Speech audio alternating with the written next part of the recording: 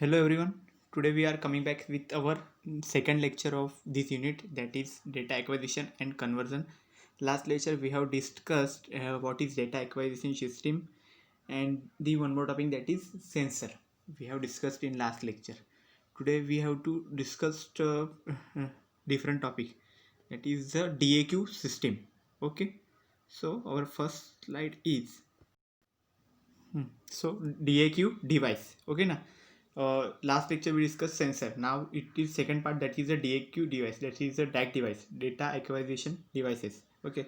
So it actually the interface between a computer and signals from the outside world.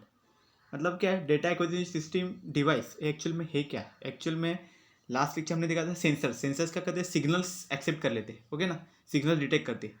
तो वो signals और फिर वो कंप्यूटर को देते हैं. तो बीच में और एक चीज़ आती है, कंप्यूटर में जाने से पहले इसमें कुछ आता है. उस इंटरफेस को हम लोग बोलते हैं डैक डिवाइसेस. ओके, मतलब बीच में कुछ डिवाइसेस आते हैं. उन सब डिवाइसेस को कंबाइनली हम बोलते हैं कि it is interface between a computer and signals from the outside world. Outside world के जितने भी सिग्नल्स है जो सेंसर्स सेंस करेंगे, उनको कंप्यूटर तक ले जाने के बीच में एक इंटरफेस आएगा. ओके ना, इससे पास होके ही वो कंप्यूटर में जाएंगे. ओके, इसलिए इनको बोलेंगे हम लोग डैक डिवाइसेस. वो सब डिवाइसेस को हम लोग डैक डिवाइसेस बोलेंगे. Okay, then second task is what, it digitises incoming analogue signals so that, देखो it digitises incoming analogue signals so that computer can interpret them. मतलब क्या होगा, जो एनालॉग सिग्नल्स इन तक पहुँचेंगे थ्रू दी सेंसर्स. ओके, तो इसको ये करेगा डिजिटाइज करेगा. डिजिटाइज मतलब कंप्यूटर के फॉर्म में, जो कंप्यूटर अंडरस्टैंडेबल लैंग्वेज होगी उसके हिसाब से उसको डिजिटाइज कर देगा. ओके, तो ये वर्ड है यहाँ पे, डिजिटाइज करेगा. Okay, so this is the task of the DAQ devices. तो इसमें और कौन से डिवाइसेस रहेंगे. तो डिजिटाइजेशन का मीनिंग क्या है, डिजिटाइजेशन मतलब एक्चुअल में क्या है, जो कंप्यूटर को एक्सेप्टेबल फॉर्म है, कंप्यूटर को जिस तरह से चाहिए वो सिग्नल्स, वो उस तरह से उधर पहुंचाना, ये काम रहता है डैक डिवाइसेस का. ओके, देन नेक्स्ट क्या है, देखो 3 की components of the DAQ device is used. Okay, DAQ devices में 3 कंपोनेंट्स है मेन. वो कौन से आते हैं देखो. तो ये डिजिटल एक्विजिशन डिवाइसेस में 3 मेन कंपोनेंट है. तो पहला आ गया सिग्नल कंडीशनिंग सर्किटरी, मतलब सिग्नल्स की कंडीशंस चेंज करने का काम complete a signal conditioning circuitry करेगा. देन है एनालॉग टू डिजिटल कन्वर्टर. हमने last lecture we have discussed what is analog signal, what are digital. Okay ना, तो एनालॉग का डिजिटल में कन्वर्ट करने का काम ये एडीसी का रहेगा. और एक है computer bus is one type of bridge. Okay ना, bridge between this signals and the computer, एक तरह का ब्रिज रहेगा. ओके, वो आगे देखेंगे. ओके, कि किस तरह से वो कनेक्ट करता है, किस तरह से वो पास ऑन करता है सिग्नल्स को. ओके, सो डैक डिवाइसेस यहाँ पे आपको क्लियर हो चुके. ओके, तो अभी वन बाय वन हर एक डैक डिवाइसेस का हम लोग देखेंगे क्या क्या है. ओके ना, डिटेल में. Next is the signal conditioning unit. First हमारा डैक डिवाइस है सिग्नल कंडीशनिंग यूनिट. ओके ना, first part of the DAQ device is signal conditioning unit. तो यहाँ पे देखो क्या है, सिग्नल कंडीशनिंग. तो ये सिग्नल्स यहाँ पे जो आएंगे ट्रांसड्यूसर विद, देखो signals produce by the transducer मतलब हमारे जो सेंसर्स रहेंगे, सेंसर्स थ्रू जो सिग्नल्स आएंगे. ओके ना, सेंसर्स का काम क्या है, वो जो सिग्नल्स आते हैं जो किसी भी फॉर्म में, ओके ना, उन सिग्नल्स को वो इलेक्ट्रिकल फॉर्म में वो कन्वर्ट करता है. ओके, तो ये सिग्नल्स कभी कभी वीक हो सकते हैं, कभी कभी बहुत स्ट्रांग भी हो सकते हैं, और उसमें नॉइज़ रहेगा, डिस्टर्बेंसेस रह सकते हैं, कुछ भी इम्प्योरिटीज़ रहेगी.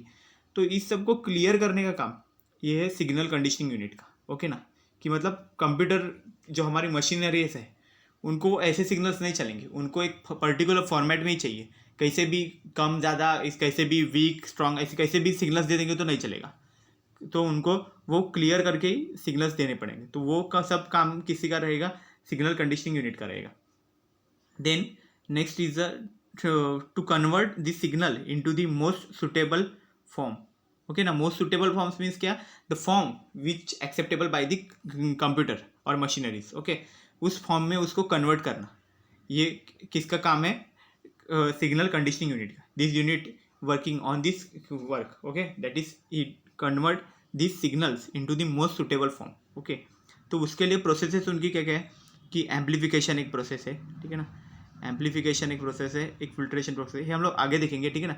तो ये बता देता हूँ, एम्पलीफिकेशन एक्चुअल में क्या है, it increases the amplitude of the signal, means it increases the voltage of the signal, मतलब जो हमारे सिग्नल्स है उनका एम्पलीफाई करने का काम एम्पलीफिकेशन प्रोसेस होता है। एग्जाम्पल फॉर आप देख सकते हो, वो जो माइक रहता है उसको एम्पलीफायर से कनेक्ट किया जाता है, कोई कोई शोज वगैरह रहते हैं तो वहाँ पे, तो माइक से जो आदमी बोलता है, ओके ना, कोई स्पीकर रहेगा वो बोलेगा वहाँ से, तो जब आवाज़ आती है वो एम्पलीफायर में जाती है, तो एम्पलीफायर जो कुछ हमारे साउंड वेव्स है उसको एम्पलीफाई करता है, ओके ना, तो वोल्टेज बढ़ा देता है उसका एकदम से, उसकी एम्पलीट्यूड बढ़ जाती है, जिसकी वजह से बहुत बड़ा साउंड आता है, ओके।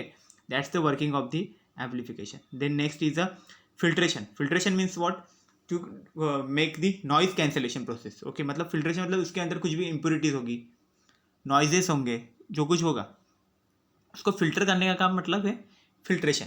फिल्ट्रेशन यूनिट का काम है फिल्ट्रेशन, ओके। तो ये सब प्रोसेसेस सिग्नल कंडीशनिंग यूनिट का पार्ट है, ओके, उसके अंदर होगी।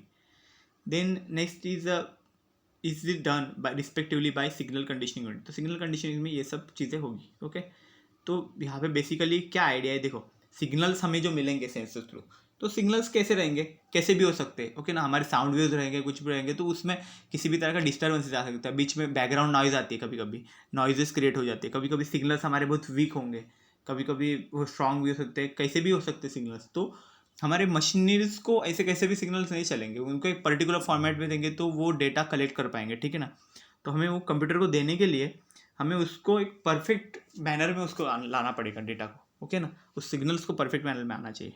तो वो सब काम हमारा ये सिग्नल कंडीशनिंग यूनिट करेगा, ठीक है। ये यूनिट उसी के लिए बना गया है, ठीक है।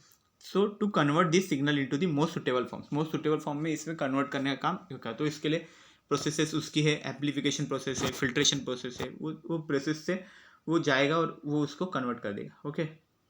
Then this unit converts electrical signals in the most suitable form. वही अपने हमने जो इलेक्ट्रिकल सिग्नल्स हमें ट्रांसड्यूसर से मिले, मतलब सेंसर से जो मिले, उस इलेक्ट्रिकल सिग्नल्स को मोस्ट सुटेबल फॉर्म में कन्वर्ट करने का काम एक्चुअल में दिस यूनिट, इस यूनिट का है, ओके ना। मतलब signal condition unit works on this work, that is this unit converts electrical signals in the most suitable form, okay. तो यहाँ पे ये क्लियर हो गया। अभी नेक्स्ट और एक देखते हैं, next slide is the multiplexer, okay. तो ये हमने उसमें इंक्लूड नहीं, डैक डिवाइसेस में इंक्लूड किया था, बट एक्चुअल में this is also the part of the DAQ device, okay. Multiplexer, तो इसका नेम देखो बताएगा मल्टीपल, ओके। इसमें नेम में आ जाए multiple, multiple means many inputs are included here, okay ना। So that's why it is known as the multiplexer. तो ये कैसे काम करता है एक बार देख लेते हैं। देखो कैसा है, हमारे पास जो ट्रांसड्यूसर्स है, तो कोई एक सेंसर रहेगा वो टेम्परेचर काउंट करेगा, दूसरा सेंसर रहेगा प्रेशर काउंट करेगा, तीसरा रहेगा कुछ और अलग अलग फिजिकल फिनोमिना काउंट करने के, डिटेक्ट करने के लिए रहेंगे, ओके। तो हर एक सेंसर्स, हर एक ट्रांसड्यूसर, जो सेंसर्स या ट्रांसड्यूसर्स है, उनके लिए एक सिग्नल कंडीशनिंग यूनिट रखेंगे हम लोग, हर एक के लिए सेपरेटली देना पड़ेगा, सिग्नल के लिए, सिग्नल कंडीशनिंग यूनिट के लिए। बट हमें अगर ये सिग्नल आगे लेके जाने तो हर एक के लिए अलग से कंप्यूटर भी रखना पड़ेगा। तो ऐसा ना हो, फिर इतने ज़्यादा कंप्यूटर्स हो जाएंगे तो बहुत प्रॉब्लम हो जाएगा। तो हम लोग ने फिर क्या किया, ठीक है, ट्रांसड्यूसर अगर हम लोग रख भी देते, ट्रांसड्यूसर है सिग्नल कंडीशनिंग है, तो एक पहला जो रहेगा वो इधर फर्स्ट में कनेक्ट हो जाएगा, दूसरा जो सिग्नल जो ट्रांसड्यूसर और सिग्नल कंडीशनिंग है वो सेकेंड जो आएगा वो इधर कनेक्ट हो जाएगा, थर्ड इधर कनेक्ट हो जाएगा। तो ऐसा करके ये यहाँ पे कनेक्ट होते जाएंगे, ठीक है। मल्टीप्लेक्सर में यहाँ पे बहुत सारे इनपुट्स बैठ जाते हैं, तो यहाँ पे कंप्लीट हो जाएंगे, और मल्टीप्लेक्सर का आउटपुट जो रहेगा वो खाली एक ही रहेगा। तो ये सिग्नल जो हो गए सब कंबाइन हो जाएंगे, इनका जो आउटपुट आएगा वो खाली एक ही आएगा। तो ये काम है मल्टीप्लेक्सर का। तो एक्चुअल में यही काम करता है, it receives multiple analog inputs, मतलब जो एनालॉग इनपुट्स आएंगे वो मल्टीपल्स रहेंगे, वो उनको एक्सेप्ट कर लेगा, ओके ना। कितने भी इनपुट्स रहेंगे उनको एक्सेप्ट कर लेगा। यहाँ पे इसका लेवल बताया देते, देखो n has to 1, n has to 1 number of input is n, मतलब यहाँ पे इनपुट n रहेंगे और आउटपुट लेकिन 1 ही रहेगा, ओके। सिंगल आउटपुट आए यहाँ पे आएगा, ओके। तो इसी तरह से रहेंगे हमारे नंबर ऑफ यहाँ पे सेंसर्स यहाँ पे जॉइंट हो जाएंगे सिग्नल कंडीशनिंग यूनिट के साथ, और फिर यहाँ से हमारे आउटपुट मिल जाएगा, और वो आउटपुट हम नेक्स्ट देंगे हमारे नेक्स्ट चैनल को, दैट इज एडीसी को, या फिर कंप्यूटर को हम लोग डायरेक्ट कनेक्ट कर लेंगे, ओके। तो इस चीज़ की वजह से क्या फ़ायदा हो गया, देखो, reduces the cost of installation, मतलब क्या, अगर यहाँ पे हम लोग अगर ऐसे ही सीधा सीधा सीधा जाएंगे हम लोग इसको डायरेक्ट फर्स्ट को एक कंप्यूटर पे कनेक्ट करके, सेकंड को दूसरा कंप्यूटर, तीसरे को, फिर ऐसे तो बहुत सारे कंप्यूटर लग जाएंगे, बहुत ज़्यादा स्पेस भी लेगा वो, बहुत ज़्यादा कॉस्टली हो जाएगा वो, क्योंकि बहुत महंगी महंगी चीज़ें हो जाएगी, फिर डिवाइसेस बहुत ज़्यादा हो जाएगी, फिर उनका मेंटेनेंस भी होगा। अगर एक डिवाइस अगर कुछ प्रॉब्लम हो जाता है तो उसको रिपेयर करो, फिर दूसरे को करो, तीसरे को, फिर डिवाइसेस का वो भी मेंटेनेंस भी ज़्यादा हो जाता है, फिर उसका रिप्लेसमेंट करने का बहुत ज़्यादा प्रॉब्लम हो जाए, कनेक्शंस बहुत ज़्यादा बढ़ जाएंगे। तो ये सबको रिमूव करने का काम मल्टीप्लेक्सर ने किया उसने, क्योंकि यहाँ पे सब इनपुट्स तो कनेक्ट हो गए, लेकिन यहाँ से जो आउटपुट मिलेगा वो खाली एक सिंगल आउटपुट है। देखो यहाँ पे सिंगल आउटपुट है यहाँ पे, तो ये काम हो गया मल्टीप्लेक्सर का। और कौन सा आउटपुट कब आएगा वो डिसाइड कौन करेगा, ये select inputs. Select inputs decide करेंगे कि ये इनपुट्स जो दिया है इसमें से किसका पहला आउटपुट यहाँ पे आएगा। ओके, कौन सा पहले जाएगा वो सब डिसाइड करने का काम यहाँ पे सिलेक्ट इनपुट्स करते हैं। तो ये मल्टीप्लेक्सर का काम है। ओके, तो ये जनरल डायग्राम है मल्टीप्लेक्सर का। Okay, and then it increases the performance. Performance भी इसका इंक्रीज हो जाएगा क्योंकि यहाँ पे सिंगल आउटपुट है, तो क्या हो जाएगा, परफॉर्मेंस भी इंक्रीज होना इसका स्टार्ट हो जाएगा। ओके ना, क्योंकि स्ट्रक्चर कम रहेगा, कम जगह, कम स्पेस लेगा ये, तो वैसे इसका परफॉर्मेंस भी बढ़ जाएगा। ओके ना, बहुत सारे अगर वायर्स लेते तो क्या होता है, एक का डेटा आएगा फिर दूसरे का आएगा, और कुछ डेटा वायर में भी चला जाएगा। ओके ना, कुछ इसमें वो उसमें भी प्रॉब्लम हो सकता था, डिस्टर्बेंसेस आ सकते थे। लेकिन सिंगल वायर से जाएगा तो वो डिस्टर्बेंस से भी कम आएंगे, नॉइज कम आएगा। ओके ना, लाइक दिस। ओके, सो इसका परफॉर्मेंस भी बढ़ जाएगा, so it increases the performance. Okay, then next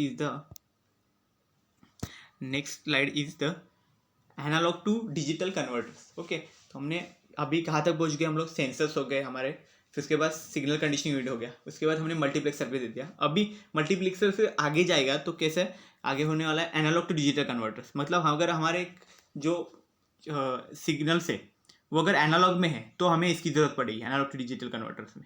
हमारे जो सिग्नल्स है जो हमने इलेक्ट्रिकल फॉर्म में कन्वर्ट किए थे सेंसर्स थ्रू, तो वो सिग्नल्स अगर एनालॉग है, एनालॉग डेटा लास्ट टाइम बताया था, वो जो कंटिन्यूस फॉर्म का जो डेटा रहता है उसको एनालॉग बोलते हैं। तो कोई एनालॉग डेटा है उसको कंप्यूटर को हमें देना है, तो कंप्यूटर को डिजिटल लैंग्वेज समझ में आती है, तो इसको इसे डिजिटल फॉर्म में इसको कन्वर्ट करने के लिए हमें एक डिवाइस लगेगा। वो डिवाइस को हम लोग बोलेंगे analog to digital converter. Okay, so analog data can be converted into digital form by using the device which is known as the analog to digital converter. Okay, then after the conversion of data into digital form it is displayed with the help of oscilloscopes. Okay, तो देखो जो data हमने convert कर लिया है analogue का, तो उसको हमें देखना भी है, तो देखने के लिए हम लोग क्या क्या यूज़ करते हैं, ऑसिलोस्कोप। मतलब हमारा जो CRO है, जो लैब में CROs रहते हैं, तो CRO को अगर हम लोग कनेक्ट कर देखते हैं, जिसके इनपुट्स और आउटपुट्स कनेक्ट कर लेंगे तो हमें वहाँ पे डेटा मिलेगा। ओके ना, सिग्नल जनरेटर से कनेक्ट कर लेंगे तो हमें यहाँ पे ऐसे वेव्स में उसमें दिखाई पड़ेंगे। Okay, digital waves. ओके,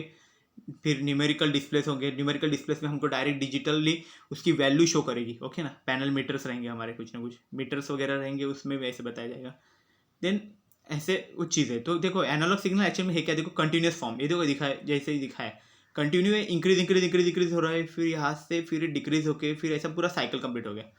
और वही अगर हम लोग देखो ADC यूज़ कर रहे हैं यहाँ पे, एनालॉग टू डिजिटल। ओके, तो यहाँ पे क्या, पहले इनपुट यहाँ से दे दिया, फिर ये डिजिटल फॉर्मेट में यहाँ पे कन्वर्ट होकर ऐसी wave milli.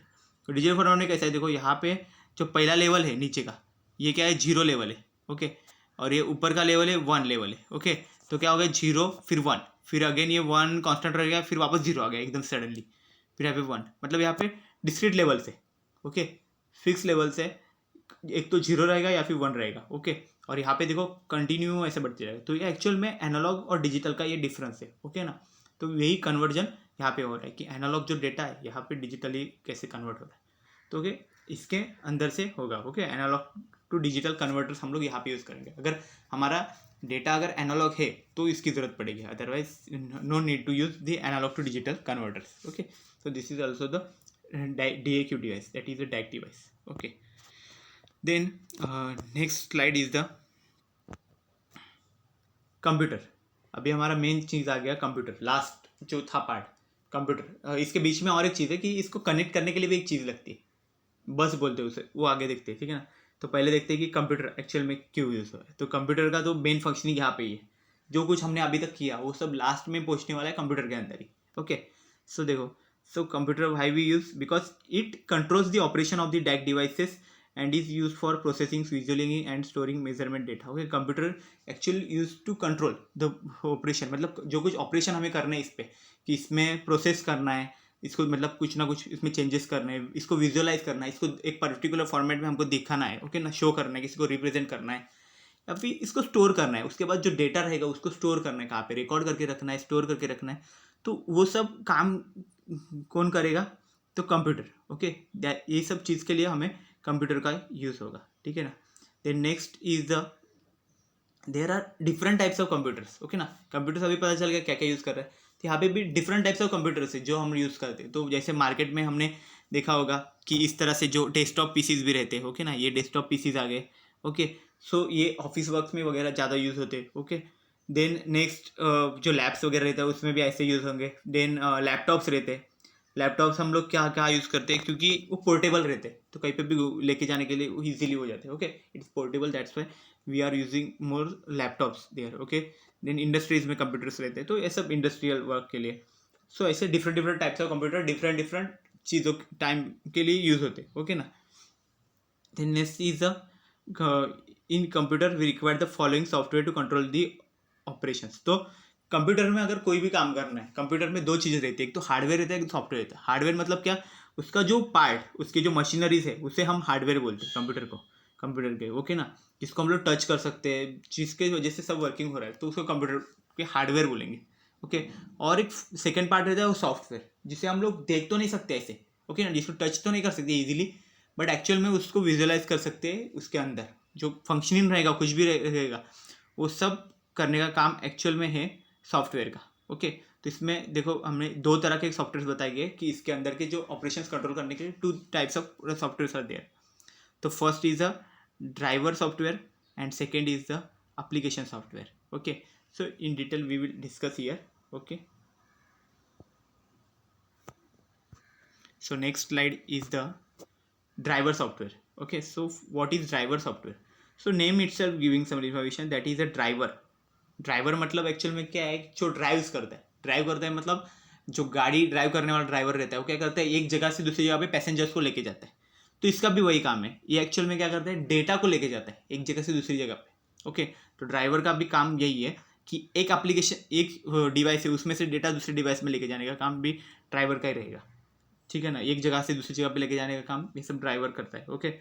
So it provides an application software the ability to interact with DAQ devices, okay. तो हमने जो डैक डिवाइसेस देखे, तो ये एप्लीकेशन जो सॉफ्टवेयर है, मतलब जो एप्लीकेशन परफॉर्म करती है वो सब सॉफ्टवेयर्स, उनको इंटरेक्ट करना, उनको एक एबिलिटी देता है कि इंटरेक्ट करना, डैक डिवाइसेस का इंटरेक्ट करना, मतलब जितने भी हमारे एडीसीज देखे हमने, वो जो बाकी के सब डिवाइसेस देखे, तो उसके साथ वो इंटरेक्ट करने का काम ये ड्राइवर सॉफ्टवेयर करता है, मतलब इसके वजह से वो सब इंटरेक्ट होने का काम हो सकता है, मतलब एक्चुअल में दोनों के बीच में एक कम्युनिकेशन क्रिएट कर देता है, ओके।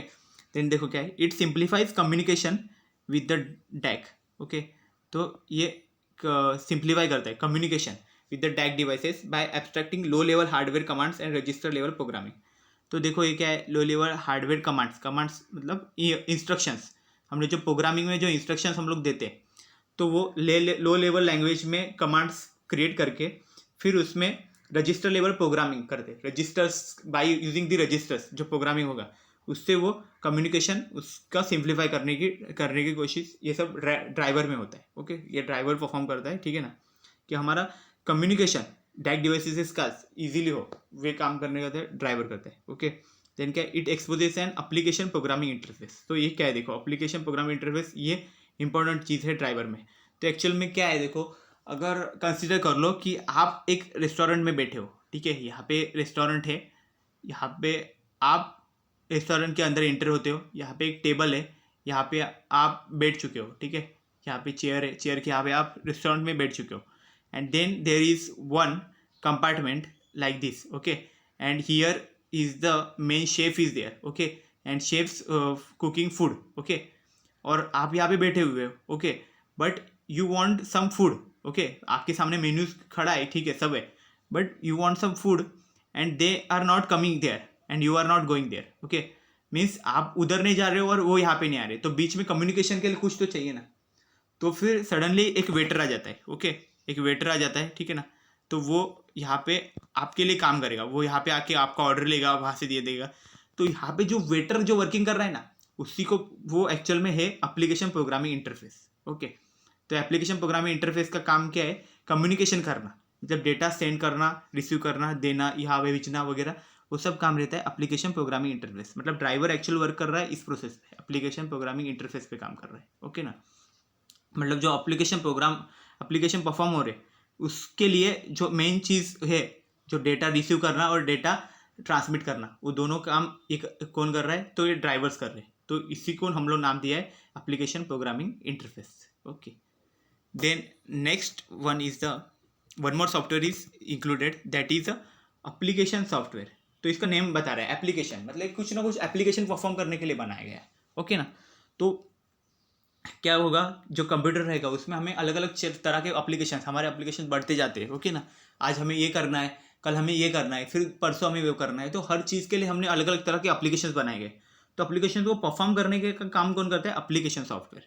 ओके, तो देखो application software facilities interaction between the computer and user. देखो यहाँ पे बताया गया कंप्यूटर एंड यूजर का इंटरेक्शन बढ़ाने का काम करते हैं एप्लीकेशन सॉफ्टवेयर। मतलब हमारे एप्लीकेशन के लिए हमने इसे बनाए गए हैं वो सब।